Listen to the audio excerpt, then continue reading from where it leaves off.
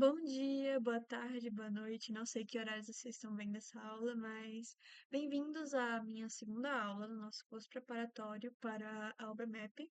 Hoje eu vou dar uma aula para vocês sobre teoria dos números e, enfim, bora lá. Eu gostaria de começar começando a falar dessa aula sobre paridade, sobre o conceito de paridade, o que é que é. Vamos trabalhando isso. Primeiramente, eu quero apresentar os conceitos de número par e número ímpar.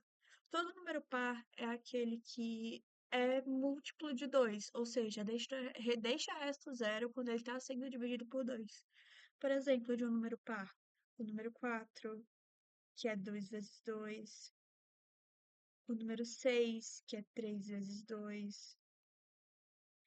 E, enfim, os números pares, eles estão somando 2 em 2 entre eles. Por exemplo, os números mais próximos o número mais próximo de 4, que é par, são 2 e o 6. E eles são somado duas unidades, do 4 é somado duas unidades para encontrar o 6 e diminuído duas unidades para encontrar o 2. Pois tá, tranquilo, entendi o que são números pares. Agora, consegue me explicar o que são números ímpares? Números ímpares são aqueles que deixam o resto um na divisão por 2. Por exemplo, o 1, o 3, o 5.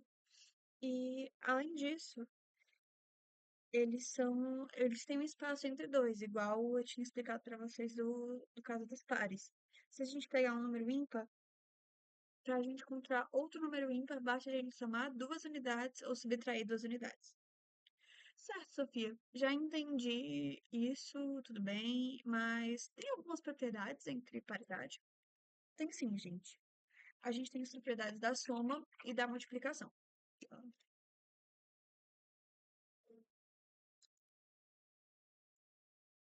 Quando a gente soma dois números pares, a gente sempre vai ter outro número par. Por quê? Como o número par ele é sempre da forma 2k, se a gente somar um 2k com um 2j, a gente vai encontrar um 2, que pode ser colocado em evidência, k mais j. E isso daqui é um número par. Agora, se a gente somar um número par com um número ímpar, a gente vai encontrar um número ímpar, porque a gente vai ter um 2k somado com um 2j mais um. Ou seja, a gente vai ter um 2 que a gente pode colocar em evidência, que multiplica um K mais um J mais um do lado. E como a gente sabe que isso daqui é par, isso daqui é ímpar. Legal, né? E agora vamos para a nossa última propriedade da soma, que é se a gente somar dois números ímpares, a gente vai ter um número par. Ou seja, a gente vai ter um 2K mais um somado com 2J mais um. Ou seja, a gente vai ter um 2 que multiplica K mais J mais 2. Ou seja, a gente vai ter um 2 que multiplica J mais K mais um, que isso é um número par. Pronto, Sofia, já entendi as propriedades da soma. Você consegue me explicar agora as propriedades do produto? A gente vai ter que um número par vezes um número par sempre vai ser um número par. Ou seja, um 2K vezes um 2J vai ser igual a 4KJ. E além de ser um número par, ele é um múltiplo de 4. O ímpar vezes o ímpar, a gente vai ter um 2K mais um que multiplica 2J mais um. Vocês concordam comigo que para um número ser par, ele tem que ter algum fator 2 na sua fatoração? Ou seja, como aqui não tem nenhum fator 2 e nem aqui também não tem nenhum fator 2, significa que esse número não é par. Não tem como ele ser par. Pois pronto, vamos para o terceiro caso do produto. Ímpar vezes ímpar. Oh, ai, que droga. 4. Certo, gente, vamos fazer agora o caso par vezes ímpar. A gente vai ter que um número par vezes um número ímpar, a gente vai ter um 2k que multiplica um 2k, um 2j mais um. Ou seja, a gente vai ter o número 2 na sua fatoração. E como a gente sabe que todo número par tem 2 na sua fatoração, então a gente vai ter um número par. Legal, né? Vamos ver agora ímpar vezes ímpar. A gente vai ter um 2k mais um que multiplica um 2j mais um. Como a gente sabe que nem o 2k mais um nem os 2j mais um tem o fator 2 na sua composição, então a gente pode dizer que também o produto final também não vai ter nenhum fator 2. E como o fator 2 é determinante para saber se a gente vai ter um número par ou um número ímpar, a gente pode dizer que o caso ímpar vezes ímpar também vai dar um número ímpar. Pois pronto, agora vamos falar um pouquinho das regras de divisibilidade? A gente tem algumas regras mais importantes. Por exemplo, a regra do 3. A regra de divisibilidade por 3 significa para a gente saber se um número vai ser múltiplo de 3 ou não. A regra do 3 é a soma dos algarismos tem que ser múltiplo de 3. Ou seja, por exemplo, vamos pensar um número múltiplo de 3. O, não, o 12. A gente vai ter que 1 mais 2 é igual a 3. E a gente sabe que 3 é um múltiplo de 3. Outro número, sei lá, o 45. O 45, ele é múltiplo de 3, ele é 3 vezes 15. E a soma dos seus algarismos é 4 mais 5, que é igual a 9. Portanto, tá aí, essa é a regra do 3. Vamos ver agora a regra do 4. A gente tem a regra do 4 que os dois últimos algarismos do número têm que ser múltiplos de 4. Por exemplo, o número 104. Se a gente for dividir por 4, a gente vai encontrar o número 26, que é igual a 104 dividido por 4. Outro número, o 120. A gente tem que 20 é múltiplo de 4, então 120 também vai ser. Do 5, o último algarismo do número tem que ser 5 ou 0. Do 7, do 7 é um pouquinho mais complicado, mas eu vou dar um exemplo aqui para vocês. Por exemplo, o 98. Peraí. 98 não, vamos pegar um número melhorzinho. O 140. A gente vai pegar o último algarismo, vai multiplicar por 2 e vai subtrair. Até a gente encontrar um múltiplo de 7. Por exemplo, 140. A gente vai pegar o zero, vai multiplicar 0 vezes 2, que é igual a zero, e vai subtrair. Vai dar 14. A gente sabe que 14 é um múltiplo de 7, ou seja, 140 também é. Outro número, vamos pensar. Vamos dar outro exemplo, o 91. 91 é 7 vezes 13.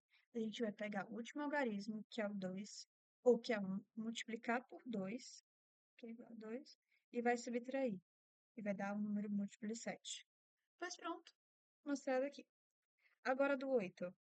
Os três últimos algarismos do número têm que ser múltiplos de 8. Por exemplo, o número 1000. 1000 é múltiplo de 8. E 000 também é. O outro número, 1064. 1064. A gente tem que 64 é múltiplo de 8 e 1064 também. A do 9, a gente vai ter que a soma dos algarismos deve ser um número múltiplo de 9. Por exemplo, 81. 81, a soma dos seus algarismos é 1 mais 8, que é múltiplo de 9, porque é 9. Outro número, vamos pensar. 36. 36 é 3 mais 6, que também é igual a 9. E 36 também é múltiplo de 9. A regra do 10. A regra do 10, a gente tem que o último algarismo do número sempre tem que terminar em zero. E a regra do 11, a gente tem que é um pouquinho mais diferente. Tipo, a gente vai pegar um número, por exemplo, 121. A gente vai dividir o número entre ordens pares e ímpares, por exemplo. 1 é ordem ímpar e, do, e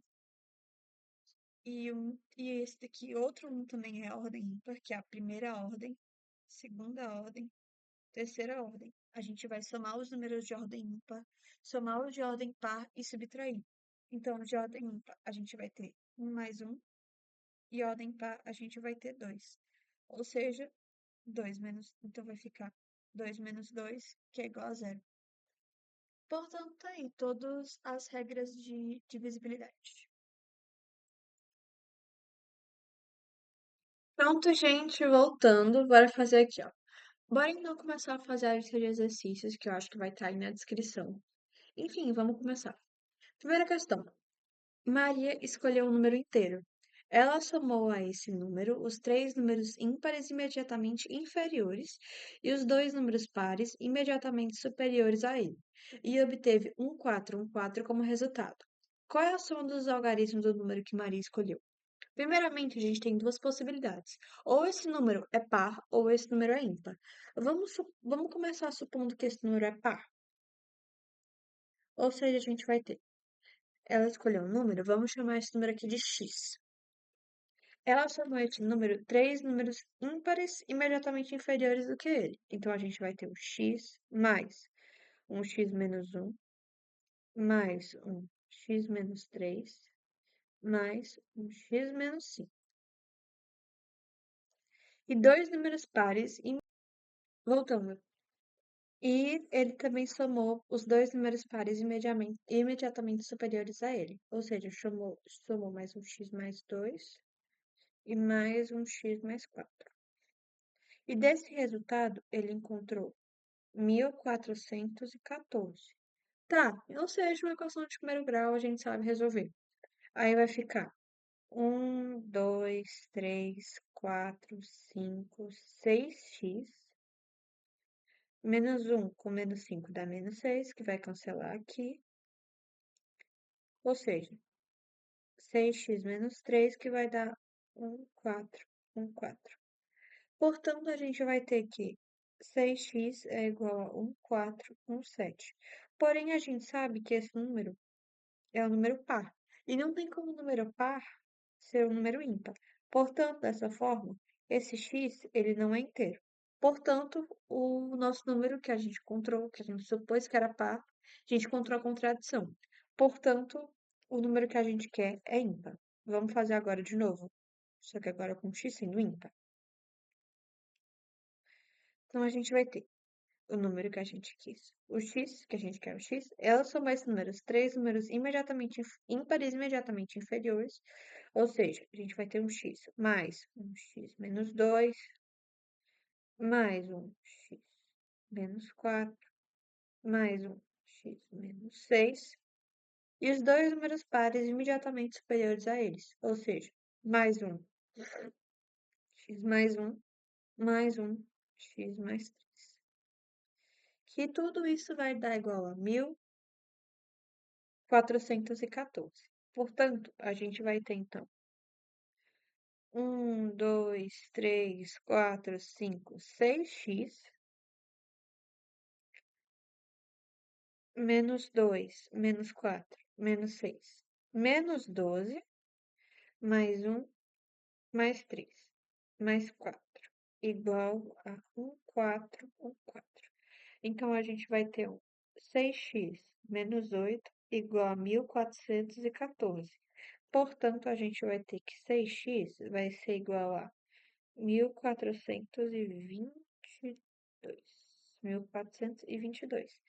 Então, x vai ser igual a 1422 dividido por 6, que isso vai ser igual a 1422 dividido por 6, vai dar 2, menos 12, 2, baixo 2, 3, menos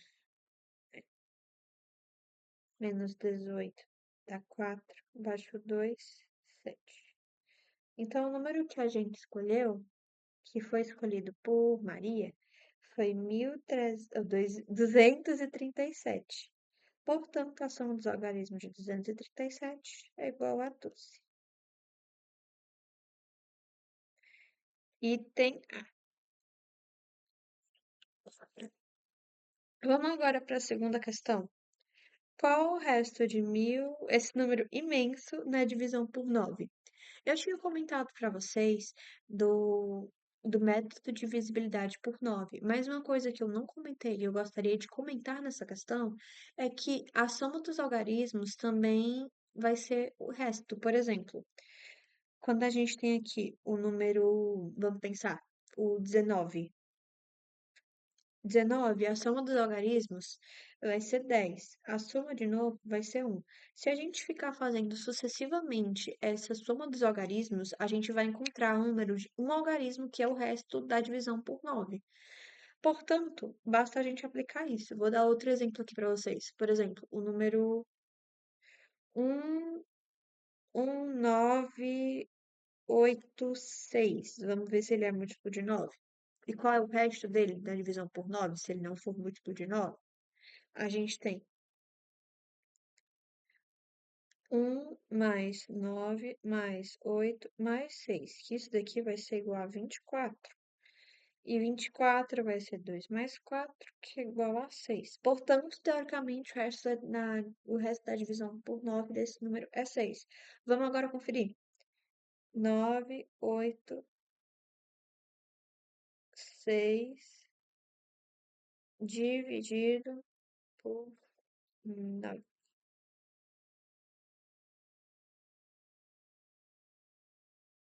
Vai ser igual a 1 menos 9, 0, baixo 8, 0.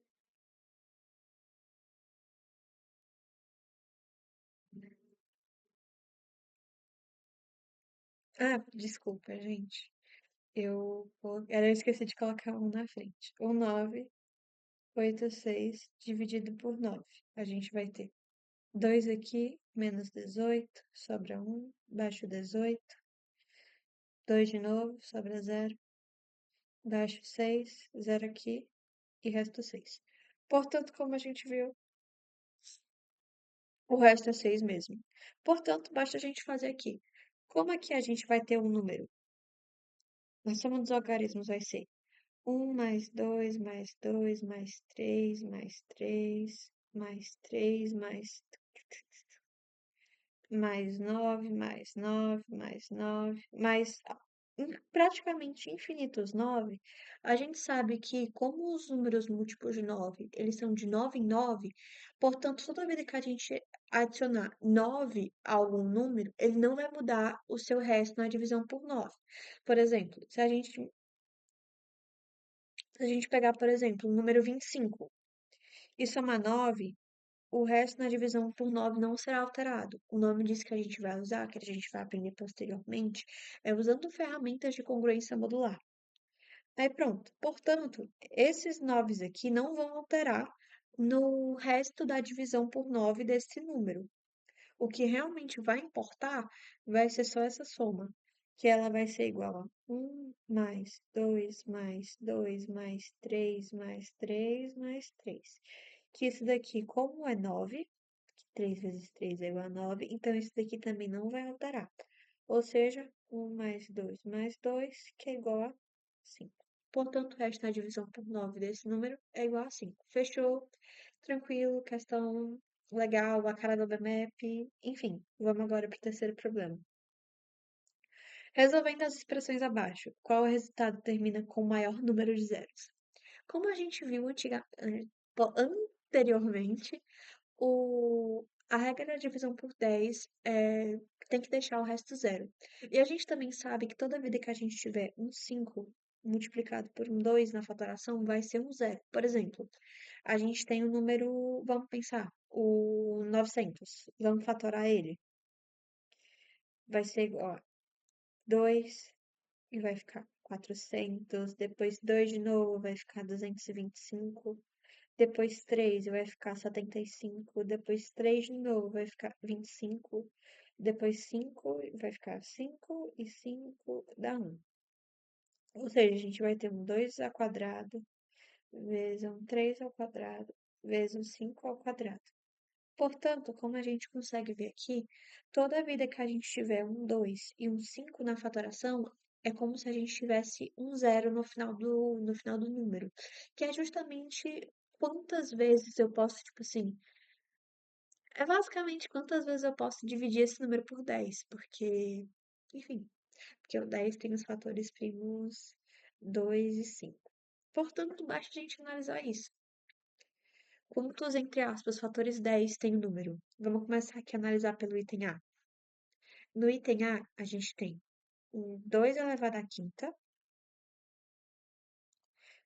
porque como o que realmente vai importar para o zero, para o último algarismo ser zero, vai ser apenas o 2 e o 5. Então a gente pode meio que desconsiderar aqui esses três, vamos fingir que eles não existem. Então tá, a gente vai ter um 2 elevado à quinta vezes um 5 à sexta. Como a gente precisa de 2 e 5 simultaneamente e a gente tem mais 5 do que 2, então o que vai determinar a quantidade de zeros vai ser aquele com menor, vai ser aquele com menor número. Portanto, aqui a gente vai ter um 10 elevado a 5 vezes um 5. Portanto, a gente vai terminar em 5 zeros no item A. Vamos ver o item B. O item B, a gente vai ter um 2 elevado à quarta vezes 5 à quinta. Portanto, a gente vai ter, então, um 10 elevado a 4 vezes 5. Então, a gente vai ter 4 zeros.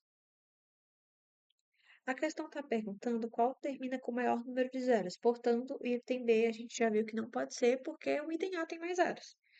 Vamos analisar agora o caso do item C. A gente vai ter um 4 à terceira vezes um 5 à sexta vezes um 6 à quinta. A gente sabe que 4 é igual a 2 ao quadrado. Portanto, pelas propriedades da potência, a gente pode colocar um 2 ao quadrado vezes o 3 vezes um 5 à sexta vezes, como a gente sabe, 6 é igual a 2 vezes 3. Então, a gente vai ter um 2 vezes 3 elevado à quinta. Portanto, a gente vai ter um 2 elevado à sexta vezes um 5 à sexta vezes um 2 à quinta vezes um 3 à quinta. Portanto, a gente vai ter um 2 a 11 vezes um 5 à sexta vezes um 3 à quinta. Portanto, a gente vai ter, então, um 10 elevado à sexta vezes um 2 à quinta vezes um 3 à quinta. Então, a gente vai ter 6 zeros. Portanto, o item C, a gente tem 6 zeros. Dessa forma, também não pode ser o item A. Vamos analisar agora o item D? A gente vai ter, então, 4 ao quadrado vezes um 5 à quarta vezes um 6 à terceira. A gente vai ter, então, 2 elevado ao quadrado vezes um 5 à quarta vezes um 2 vezes 3 elevado a 3. Portanto, a gente vai ter, então, 2 à quarta vezes um 5 à quarta vezes um 2 à terceira vezes um 3 à terceira. Portanto, a gente vai ter 2 à sétima vezes um 5 à quarta vezes um 3 à terceira. Então, a gente vai ter um 10 elevado à quarta vezes um 2 à terceira vezes um 3 à terceira. Portanto, a gente vai ter 4 zeros. Ou seja, resposta correta item C, que é o número que tem mais zeros.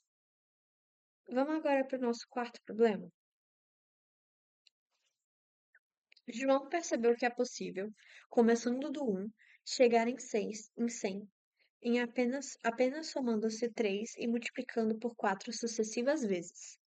É possível, começando do 1, chegar em 1872002 apenas multiplicando-se por 4 e somando-se 3?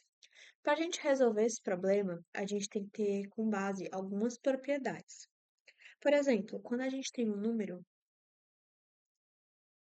x, se a gente multiplicar por esse número x e ele dá um resto, por exemplo, número x na divisão por um número n, vai dar um quociente e vai sobrar um resto. Se a gente multiplicar esse x por algum valor diferente de n e não um múltiplo de n, a gente vai ter assim, um kx vai dar um resto, só na divisão por n vai dar um resto qzão, diferente de qzinho, e vai sobrar um resto R1, de tal forma que,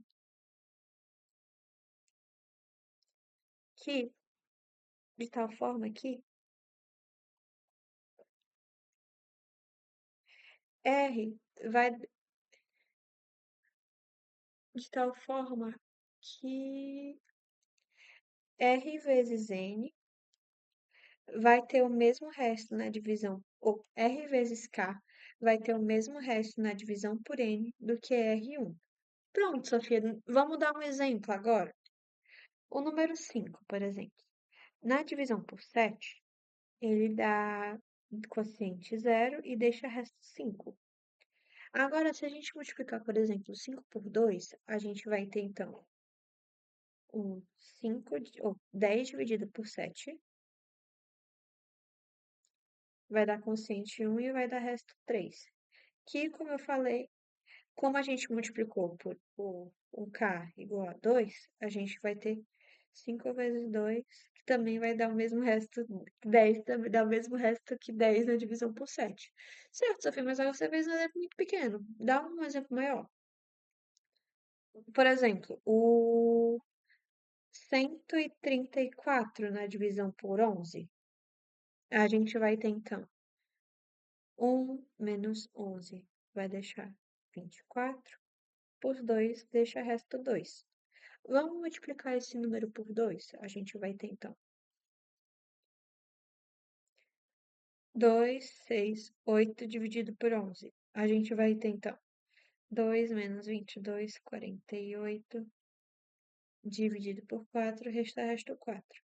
Que é justamente o que eu expliquei para vocês. Basicamente, o resto vai ter o resto que a gente pegou multiplicado por k vai ter o mesmo resto que o novo resto final. Como, por exemplo, como eu expliquei para vocês. Enfim, é isso que eu estou explicando. Mas tá, agora o que é que isso me ajuda na questão? Vamos tentar analisar agora a sequência. O João, vamos ler de novo a questão. O João percebeu que é possível começar do 1, chegar ao 100 e chegar em 100 apenas somando-se 3 e multiplicando por 4 sucessivas vezes. É possível, começando do 1, chegar em 1872002 apenas multiplicando por 4, somando 3? Bora analisar aqui agora, então, nessa sequência, os restos da divisão por 4. A gente vai ter primeiro um número que deixa resto 1 na divisão por 4, depois um número que deixa resto 0, depois outro número que deixa resto 0, depois um número que deixa resto 3. Depois um número que deixa resto 2, depois um número que deixa resto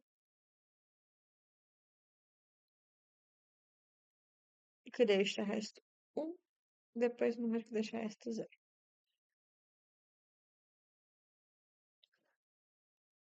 Pronto, gente, voltando. A gente viu que com o resto 4 a gente não conseguiu encontrar nada. Vamos analisar agora na divisão por 3. A gente vai ter, então, um número começando com o resto um. Se a gente somar 3 a esse número, a gente vai encontrar um número que também vai ter resto um na divisão por 3. E se a gente pegar esse número de resto um e multiplicar por 4, a gente também vai ter um número que deixa resto um na divisão por 3. Por exemplo, se a gente pegar 22, e 22 deixa resto um na divisão por 4. Vamos multiplicar agora por 4. 88. 88 dividido por 3 deixa resto.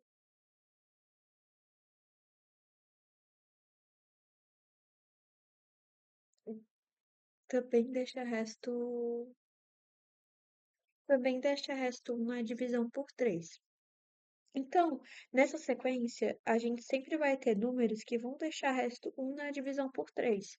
Vamos analisar agora esse número. A gente vai ter que, como eu tinha explicado anteriormente, a mesma coisa vale do 9 vale por 3. Se a gente ficar somando sucessivamente os algarismos, até a gente encontrar um número de um algarismo só, vai ser o resto dele na divisão por 3.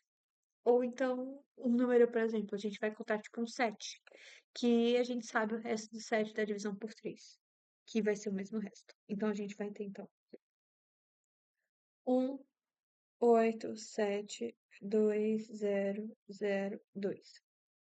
1 mais 8 mais 7 mais 2 mais 0 mais 0 mais 2. Então, aqui a gente vai ter um 9 mais 7 9 mais 9 mais 2. Então, a gente vai ter um número que no final vai dar resto 2 na divisão por 3. Porém, a gente sabe que, como eu mostrei para vocês, na sequência a gente sempre vai ter restos ou sempre vai ter números que vão deixar resto 1 na divisão por 3. Portanto, esse número não vai poder aparecer, porque ele não deixa resto 1 na divisão por 3. Pois pronto, gente, vamos agora fazer o problema 5. 5 números consecutivos ímpares somam 2025. Qual é o menor deles? Tá, vamos começar agora. Vamos chamar o menor deles de x. Então, a gente vai ter um x mais um, x mais 2 mais um, x mais 4 mais um, x mais 6 mais um x mais 8. Que tudo isso vai ser igual a 2025. Agora a gente vai ter uma equação de primeiro grau que a gente sabe resolver. Então, vai ficar 1, 2, 3, 4, 5. 5x mais 2, 6, 12, 20. Mais 20 vai ser igual a 2025. Portanto, 5x vai ser igual a 2005. Dessa forma, a gente vai ter que x vai ser igual a 2005 sobre 5. Então, x vai ser igual a 2005 dividido por 5, 401. X é igual a 401. E como a gente falou que x era o menor deles, então a alternativa é item B, 401.